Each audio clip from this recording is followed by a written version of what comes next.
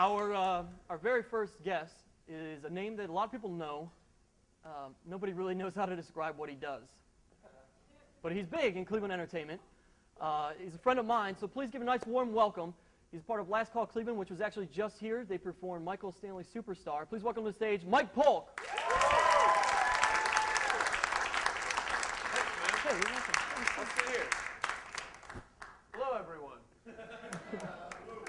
Oh, these are garage sale, huh? Craigslist. I'm getting a workout. Obviously, I like the Craigslist. Smells like someone's dog.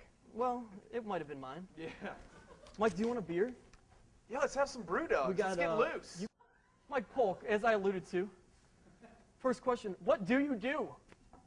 Yeah. Why do people know you? You sound like my dad.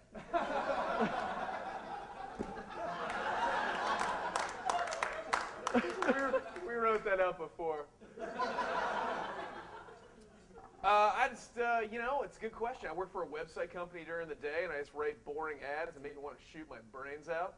And then at night, I just do all this kind of wacky stuff like you saw last week. I do sketch comedy, I do stand-up, and I make some videos. That's about it. Mike is a pretty big Cavs fan. Yeah. Yeah. And I remain so. Yeah. Yeah. So backtrack 2010, and they, of course, want to know, will LeBron stay or go? I don't remember when I said this. You said, I think he's definitely going to stay. Oh. And if he were to leave, he would go to New York. So you're pretty way off. Yeah, I was way off on that. Yeah. But to show Mike's love, shortly after LeBron left, how did you react, Mike?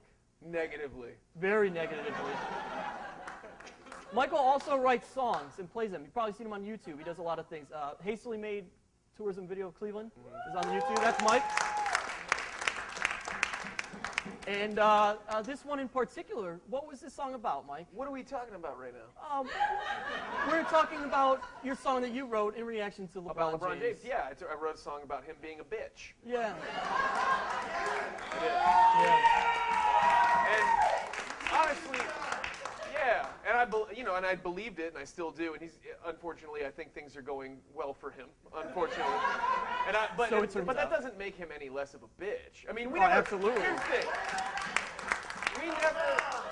We never ever argued that he was a good basketball player. Nobody's like, you suck at basketball. Nobody ever said that. Right. All we said was that he was a bitch. We didn't like how he was handling his business. That's all. And that has not changed no matter how many rings he wins. There you go. But you hear that sound, you hear like people applauding when you say something like LeBron James is a bitch. Yeah. Like, I'm not going to lie, that was just a sheer, look at that, they can't control themselves. No. LeBron James It was a sheer pandering move on my part. You see that there's an opportunity. Like a month later, I made something begging him to stay that was, again, taking advantage of his opportunity. Yeah. And it was terrible, but the thing is, it makes people excited, so that's what you have to do. Yeah, which because this is the USA, the best country in the world! I mean, it's easy. It's easy. That's all you have to do. You can't do that. That's not successful unless they chant USA. So No, you're right. You want to try to? Maybe you should try to. Yeah, you don't have to prompt it. That guy's doing it. That was terrible. I can't believe you guys don't like this country. Right. Well, let's talk about the positive video you made, trying to suck the teat of LeBron James and get him to stay.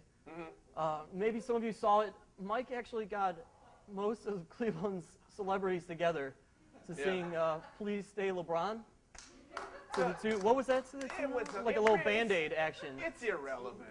It was really bad. It was to "We Are the World," but it was getting it was like Dick Goddard singing to Tim Misney, singing to the Norton Furniture guys. The Slider made an appearance, and it had a good run. Got a little pub, which is what we wanted, and then it got quickly taken down by Quincy Jones, who wrote "We Are the World." And honestly, it was such a terrible, terrible video when it was all said and done that I was like, thank Christ for Quincy Jones. Because it was embarrassing, and if it was still up somewhere, I mean, I'm sure it is somewhere, but in easily accessible, that would be terrible. So that's two great things Quincy's responsible for, that and Fresh Prince of Bel-Air. Yeah, those are the two things he's done so far. Yeah. No, it's okay. You can clap for Fresh Prince of Bel-Air. Yeah. So Mike being a YouTube superstar, he's been around. I like to call myself a celebrity. That's cute. What are you up to? Well, Just hanging out mostly. Cool. Just hanging out. Cool. Not very busy these days. All right. You know, I put together this little ditty. Yeah, A little bit. Yeah. I mean, no big deal. About 10 minutes. Yeah. 10 minutes is what it took. Yeah. Cool. Yeah. Where are we getting? Are we getting to the bottom? Yeah, we're getting to the bottom. Calm yourself. So one thing that I thought would be fun is a lot of people have MP3s, iPods, whatever the case may be. 3 random songs out of Mike Polk's iPod.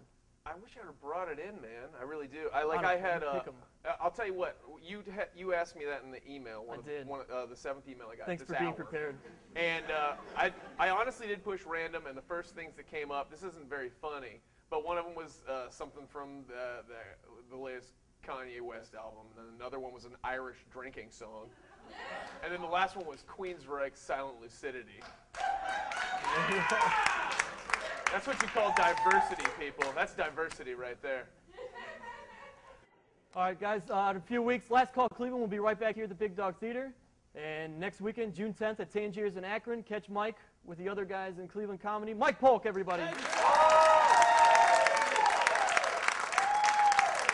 You're more than welcome to have a seat at our bar, Mike. When we come back, we'll have the pretty swell guys for you, folks.